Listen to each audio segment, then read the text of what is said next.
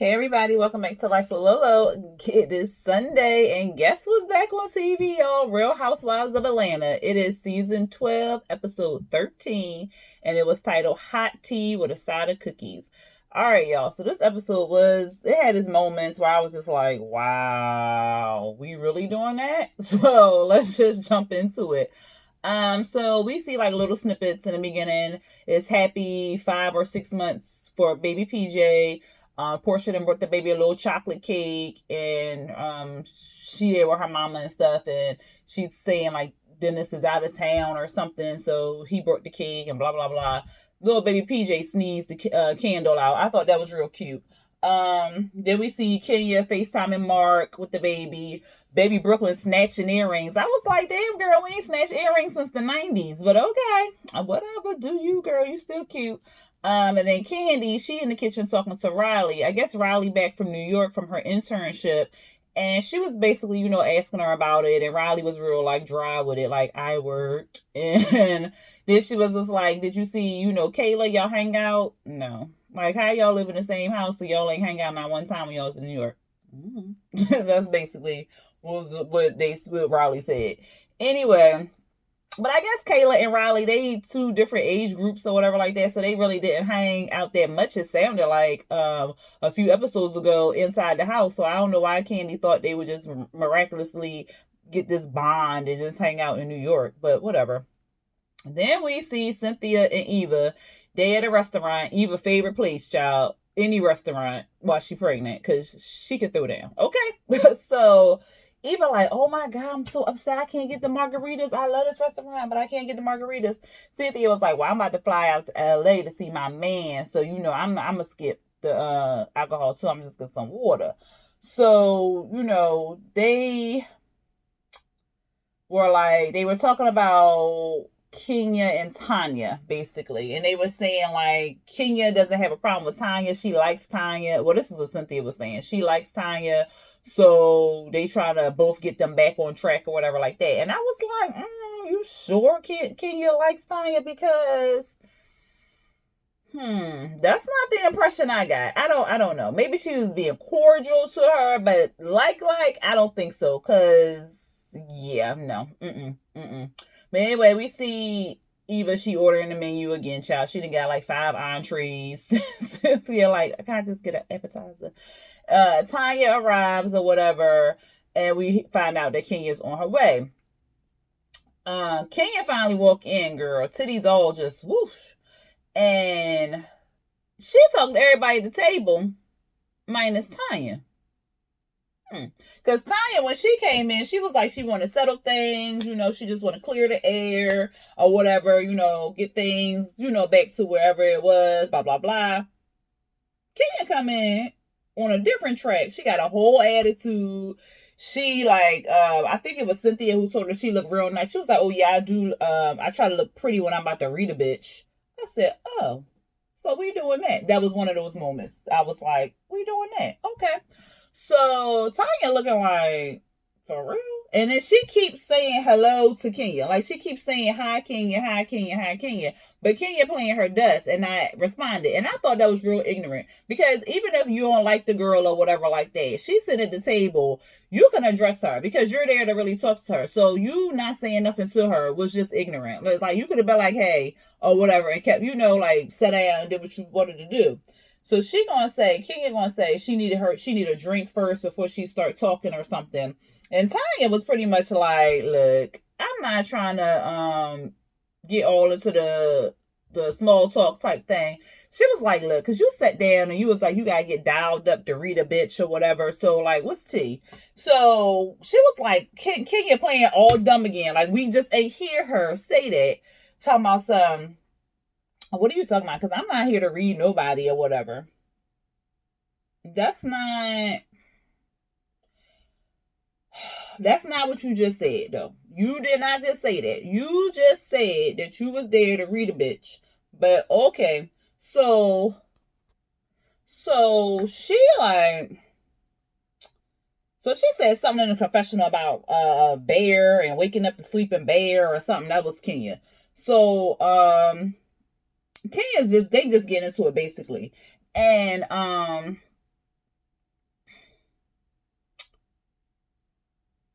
she say? Oh, so then Tanya said something about giving the wig or something like that, and then Kenya was like, "Oh, that was on some bullshit because I'm a walking billboard for my business, and I built my business with my hands, and I don't know what kind of businesswoman you are, whatever like that. But what you did was embarrassing and discredit me and all this other stuff." So Tanya like, "Well, how did it discredit you or whatever?" And she was like, because what'd she say? She was like, "How did it discredit me? Everybody wears a hairpiece or whatever like that." And then she even pulled her own hairpiece. She was like, "Everybody wear a hairpiece or whatever like that." And here go Kenya. "I do not." "But you was wearing a half wig, so okay." So then she was like, so in the confessional, Tanya was like, "How can I trust you? But you lying about your hair. Like, what kind of nonsense is that? Like, girl, you need to be reading yourself or whatever like that." So she was like, and so then Kenya, of course, she got up, had the floor, and not want nobody to talk or whatever like that. And she was just like, "You need to be quiet," and she was basically childing Tanya by like hushing her up. "You need to be quiet and stop interrupting me and this talk or whatever like that." So then Tanya, she was holding her own, but she was a little weak with it, but whatever. She was like, "Well, I think we should both talk, and then you get your words out and I get my words out, and then we don't have no problem, so we can both walk away amicably or whatever like that." She was like, "Oh yeah, good," or whatever. So then Kenya she keeps talking and stuff like that, and she was like, "Well, it's discrediting me because people don't think, oh, she wears a hair wig or a hairpiece one day. They just think because she want a protective style, they just think she wears it all the time, so she must wear her hairpiece all the time." I mean, I don't know about all that. Like, most times I wear my hair in a protective style or whatever like that, because quite frankly, I don't feel like doing my hair. I just washed my hair today and then took the plaits out I had in my hair, or the passion twists I had in my hair, and washed my hair today. But best believe this jink gonna be crocheted up by tomorrow, okay? Because I don't like doing my hair. So people gonna think what they want to think. Why does it matter to you? If you can show that that's your hair or that you got luxurious hair or whatever like that, but you wear a protective piece, who cares or whatever like that? You still selling hair products and stuff like that. You not out here like that one dude with that fake ass fro, and his daughter had that fake fro, and then the wife, I think he had a wife or something, and she had that fake fro. Like, you not really walking around with fake hair talking about this your hair product and all this other stuff. Like, you really naturally have long hair or whatever, and long healthy hair. So people already know that about you. If you wear a wig or a hairpiece, who cares? Like, who gives two kittens? As long as you can show that you know something about healthy hair, then who really cares or whatever like that. But Tanya was basically like, she was just like, "Girl, please, over a wig." And so then Kenya go back at her about something, and then Kenya called the girl a cunt. I said, "Are you serious? Over a hairpiece?" Too much. If anybody wanted to call somebody a cunt, it should have been Tanya, the Kenya, and that cookie lady. Okay, we're gonna get into that, child. But then she was saying like Tanya was messing with her money and her brand and taking food out her daughter's mouth and all this other stuff. And then Tanya called her out about the whole Marlo thing. And then, of course, Kenya don't want to talk about all that. And then Kenya was like, "Well, basically, I was there for you. All I did was help you." She pulled up one example. Girl, where the other examples? You talking about all you did was help her. Where the other examples of you helping her? Because that was just one. And that was probably just like a casual conversation about you understanding that she got one egg and you had one egg, so she need to do this or whatever like that. You wasn't really helping her do nothing. You was just having a conversation. Did you help her open her legs up and inseminate? No, you didn't. So what did you help her with? Oh, Kenya was making me mad. But then she want to bring up the whole cookie thing. And what was it? Yeah, she was like, "Well, she said something about, I don't care what's going on in your relationship and blah, blah, blah." But obviously you do, because you was the one who wanted to bring it up in Canada and make this big ordeal about it. But then she tried to throw Cynthia under the bus and say, well, Cynthia invited that girl to her event in front of everybody and stuff like that, so she can just have the girl bring it up at the event or something. And Cynthia was like, whoa, whoa, whoa, whoa, whoa. Tanya was like, this is what you do to your friends. Cynthia was like, wait a minute, what you not finna do is throw me under no bus. That's not why I brought that girl there. I brought her there because she was the neighbor to the thing and whatever, but that's not why I brought her there, and I don't appreciate you doing that. Child, Tanya was, oh no, they talking still. They going back and forth, back and forth. Girl, why the cookie lady walking? And she had a box of cookies. Child, I cannot. She like, Eva like, oh my God, I can't. Are you effing kidding me? She put her hat on like she fitting to leave because she cannot believe what's going on. So, she talking about, the cookie lady talking about something, desserts on her. I said, not dessert is on her. Girl, you doing too much to be on this goddamn camera today and be friends with these housewives. I cannot. She doing too much. So, Cynthia was saying that she was like, Kenya my girl, but I'm mad at her because she tried to throw me underneath the bus, and then she invited the cookie lady here, and that wasn't necessary or whatever. And so then the cookie lady starts telling, about what happened or whatever. She said she was at the bar with her and her sisters and stuff and two gentlemen. And then she went to go to the bathroom, and then, what's Tanya's boyfriend name? Is it Mike? I forgot his name. But anyway, no, that's Eva's husband. What's that man? I forgot his name. But anyway, Tanya's fiance, he followed the girls to the bathroom or whatever like that. And they started having like a conversation when they came out of the bathroom. And he told her that he was single and that he was in real estate. And then they started a conversation, but the conversation really wasn't going anywhere. So it ended or whatever like that. Tanya was like, that's it? Like, that's all that happened?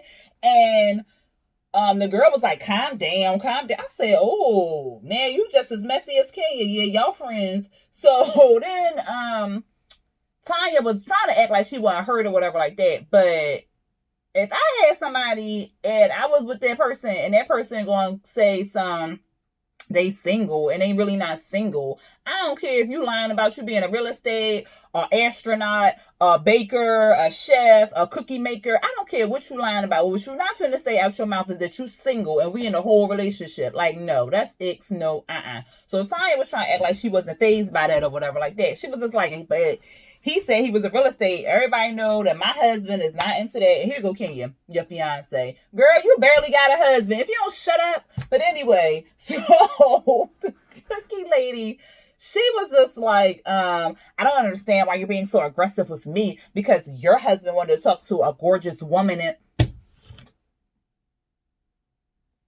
was you calling Tanya ugly? I was trying to figure that out because I didn't understand why she needed to say a gorgeous woman or whatever. I was like, yo, you and Kenya been buddying up each other's ass too long because now you're using her words.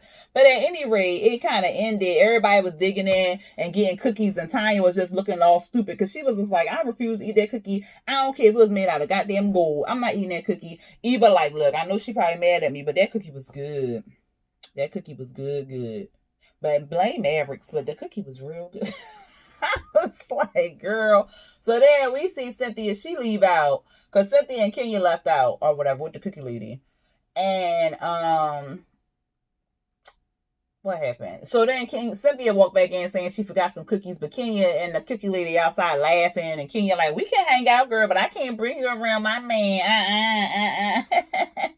Or whatever. I just thought it was a whole big ass mess. It was too much sauce put on something. Yeah, they needed to know that he was out here pretending like he was single or whatever like that.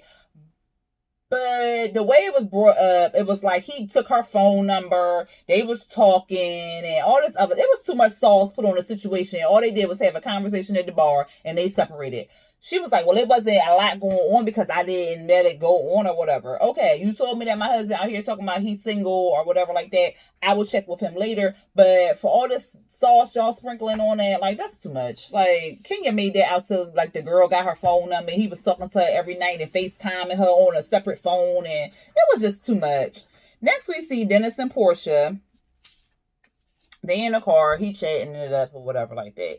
They've been going to counseling like a few weeks here and there. You can't do that. You got to be consistent with going to counseling like every week, or if you got to miss a week, go back right after that week or whatever like that. So, they waiting for Dr. Sherry. They go in. Then they see Dr. Sherry. And she's like, oh, okay, I see a ring.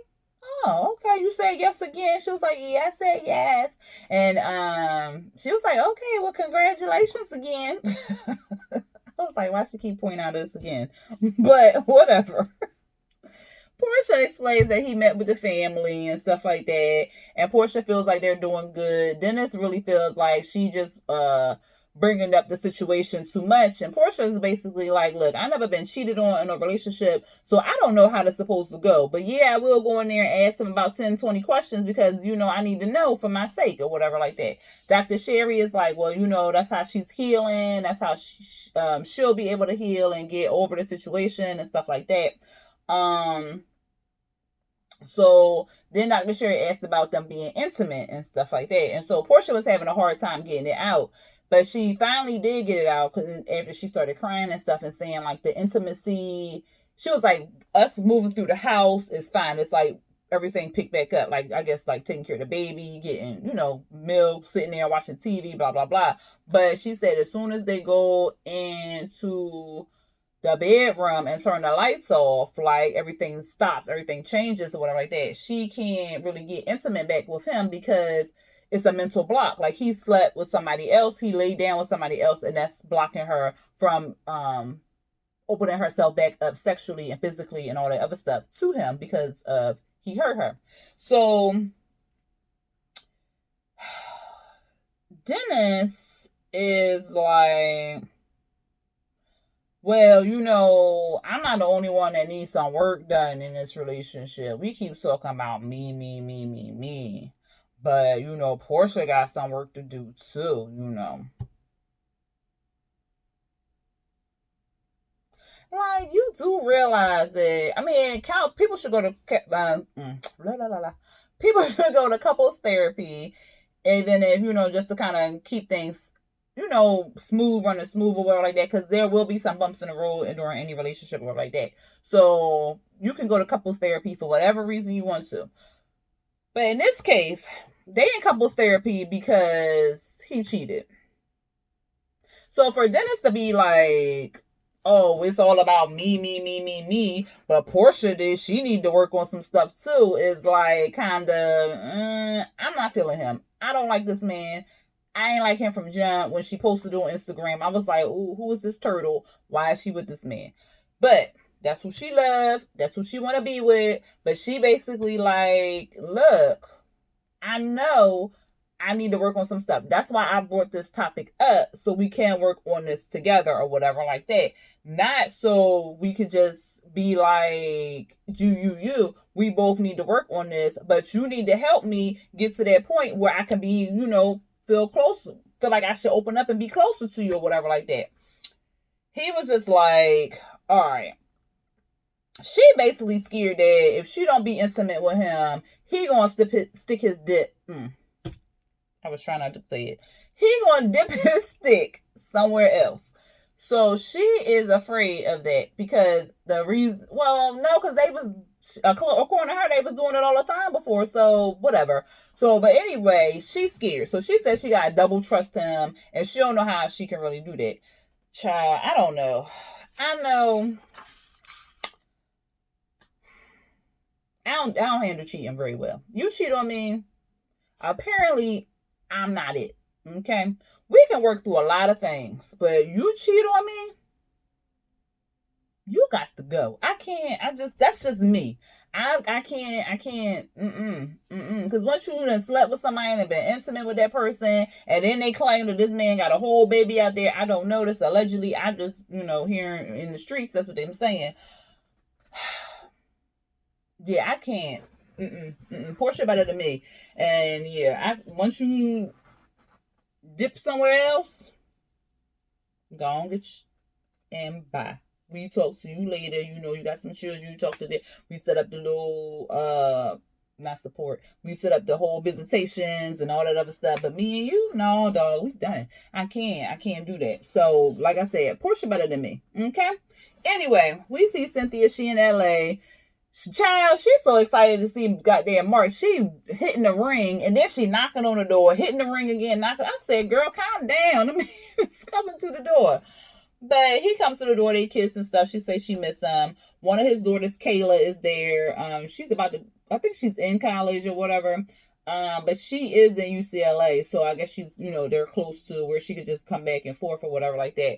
And child, he's talking about, is there some perks to getting married? And she like, oh yeah, you get some perks. I said, y'all see the child right here? Why are we? That's what we gonna do? That's what I said there too. I said, that's another moment. I said, that's what we gonna do? And it's another moment coming up. But just hold on to that one. So the girl was like, I pretty much gotta go. Then so she left, and then what's his name? Mark, he just Mike feeling all on Cynthia booty and whatever like that. Then we see Kenya and Mark at the wine cellar. Was I calling Cynthia man Mark? If I was, please forgive me, child. All these damn M's. That was Cynthia man is Mike. Kenya's man is Mark. So Kenya and Mark at the wine cellar. I guess he throwing some charity. It sounded like a good event. It's for young black males to find a mentor or whatever like that. And it was called Young Black Lab. So I thought that was, well, I don't know. It sounds more like a dog, like a Labrador. But whatever. They can work on the name. Anyway, so they looking at Cynthia's wine cellar.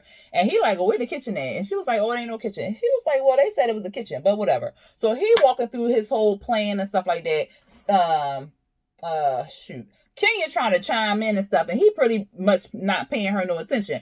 I mean, he might have been doing it on purpose, but if somebody has like a vision for something, you gotta let them talk that vision out. You can't be interrupting or putting in your input, throwing their vision off, because it sounds like that's what he do. Like he throw charity events. He probably do that at his restaurant. He probably, he do that a lot. So he was like in his zone and just throwing out events. She trying to chime in there or whatever like that, and then she gonna say when he gets excited, he has a one-track mind or whatever, and then she kind of roll her eyes. I'm like, what's the problem? Like, I didn't see anything in that situation because Mark is an ass.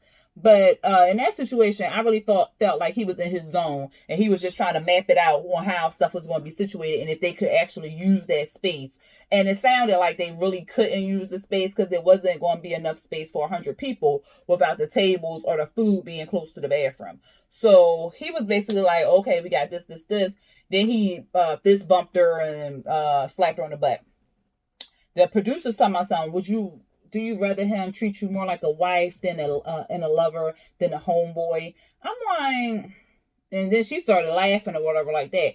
I mean, it was like he was just like a homeboy type thing. But shouldn't your partner be your friend? So shouldn't you have that kind of friend relationship where you could just like whatever, boo, whatever. Let's give a little kiss. All right, let's peace or whatever like that. So I don't know. That part ain't really bother me or whatever.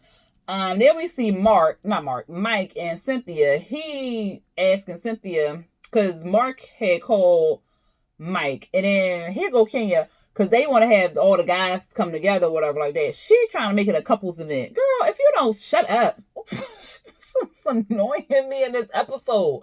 So then they hung up, because he's supposed to be hosting. Mike is supposed to be hosting for a Marcus event. So we see LA, and then we see Cynthia and Mike. They chatting, and Cynthia trying to tell him what's going on between all the girls. And I don't think he was really paying attention. He looked like his head was hurting. He was looking like he was sorry he asked what was going on. Because she went on, and then like, how Bravo gotta make it all dramatic and shit. And so, what, child? So, then at the end, she was like, what you think, baby? He was like, well, I'm just going to get y'all some cookies and some juice boxes for all this childish behavior y'all involving yourselves in. And she was like, I don't think he heard it. I think he might have heard the first sentence she said and then the last sentence and then just put it all together with y'all acting real childish. Because if she was telling me, I probably wouldn't listen either. But at any rate, I'd be like, what? That is crazy. See, you say those things at different times. Be thinking you listening. I just dropped my little secret, but don't tell nobody. Anyway, Then they was just like, he said something they was going to do, but he was like, well, you know what I want to do first. And she was like, me? And he was like, you know it, come on. So I was just like, that was weird. Y'all couldn't just make out on the couch real quick. Now, see, I would have liked to see that. But they want to show me other stuff that I don't want to see. But why they ain't show me that? Bravo, why you ain't show me that? Like, we TV didn't, it damaged my eyes several times, but y'all, Bravo couldn't have gave me something I wanted to see. So sad. But at any rate, they went off to do the Bauchiki Wow Wow. Then we see Candy and Todd. Candy putting up color swatches or whatever like that. And Todd like, I know we ain't doing no purple or whatever. He was like, I don't want nothing hood, no ghetto daycare with no big more. You know how them, y'all know how them daycares be with them big ass more on the wall, and then the colors be like bright purple and bright pink or something ridiculous. But he said he don't want none of that. And then she said that she got her crazy schedule in like 2 months the baby be there. And but she got an audition coming up. She don't really want to talk about it because she don't want to jinx it. And she was telling us how, you know, like acting was like her first love and stuff like that. And she was pretty good at it. So I mean, you know, Candy is a jack of all trades. That's why I like her. She is my hustling role model. Do you hear me? I just need to take off like her. Get a couple million like her. Candy, talk to me, child. You need to get some classes or something, child. I signed up for that. I would pay the $99.99. I would pay that. If Candy gave a class, I would pay that. Because I want to learn her hustling ways. Because she is wealthy, okay? And she stay wealthy. She ain't like all them other people who ain't read the contract. She stayed wealthy. I like her.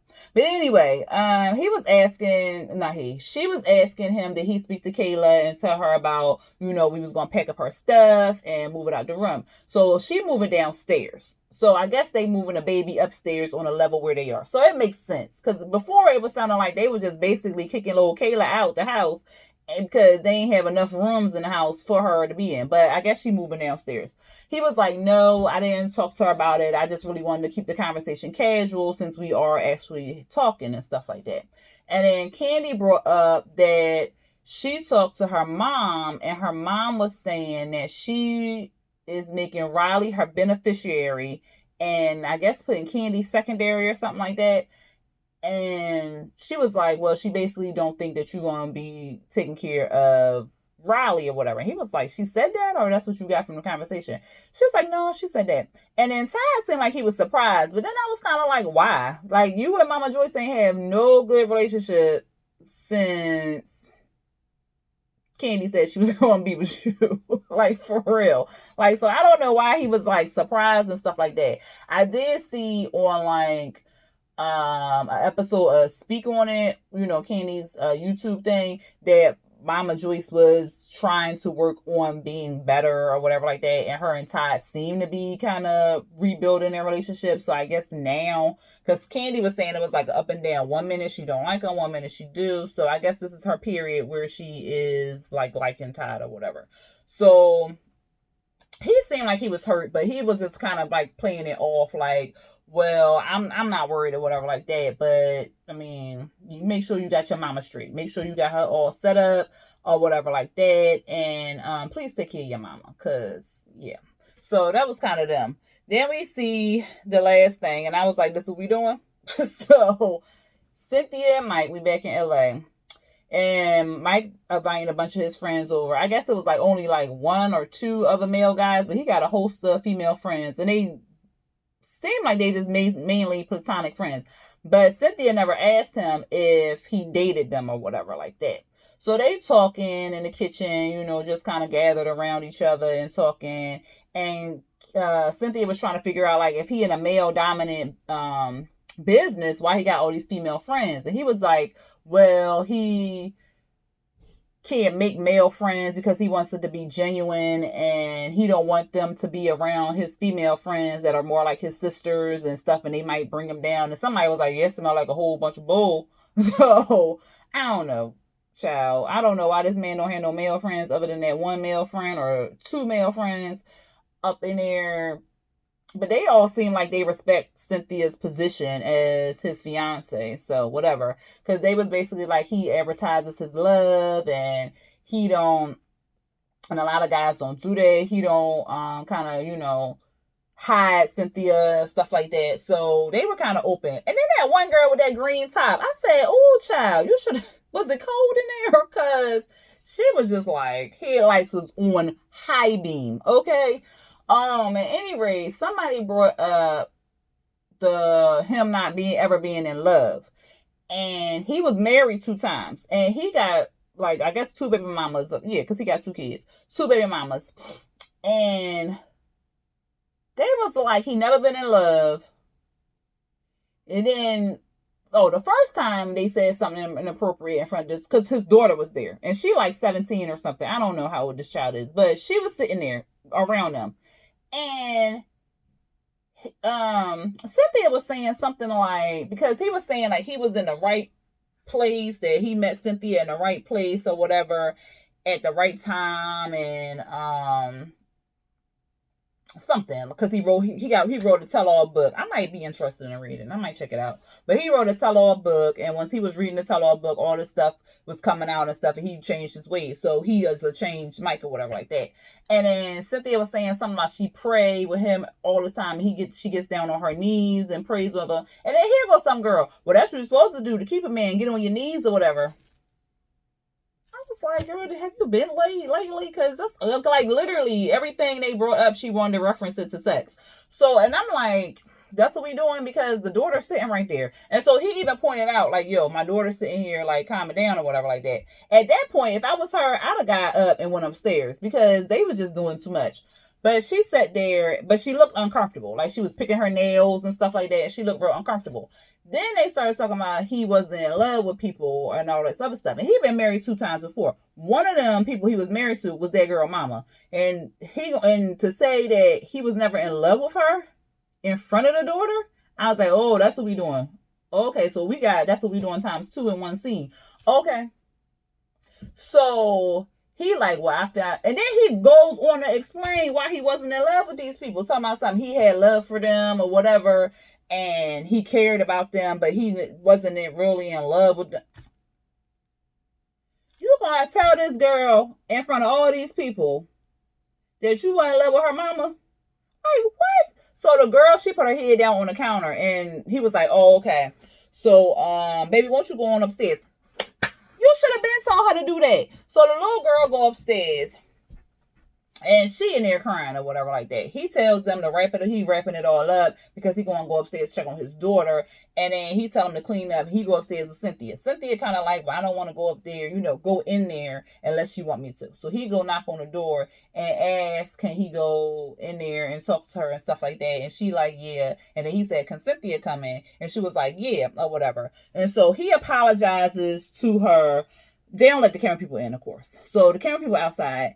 And he apologizes for what happened and what she heard. And he was like, you shouldn't have heard that or whatever like that. I apologize. What can I do to make you comfortable? What can I do for you right here in this moment? And she was like, it's nothing you can do. And then she just started bawling. I was like, OMG. I just wanted to go through that TV and get that little girl a hug, because that was just not right. Like, for real. And then Cynthia left out the room, and then he followed behind her, and then he was saying like he don't know what to do, and then they kissed or whatever like that, and then it kind of ended. My thing is, why would you even have that conversation in front of that girl and you knew she was sitting there? Like, no. Like, I like Mike, but he needed to rethink that. Like, that was just ridiculous. And then in one part, Cynthia was saying like he cheated on the other 2 wives, but what makes her different? So she's still having doubts and insecurities too, or whatever like that. But child, I don't know. Next week episode, it'll like Eva in labor and stuff like that, and Nene is back on camera. So we'll see what transpires with all of that. Anyway, y'all, tell me what y'all thought about this episode.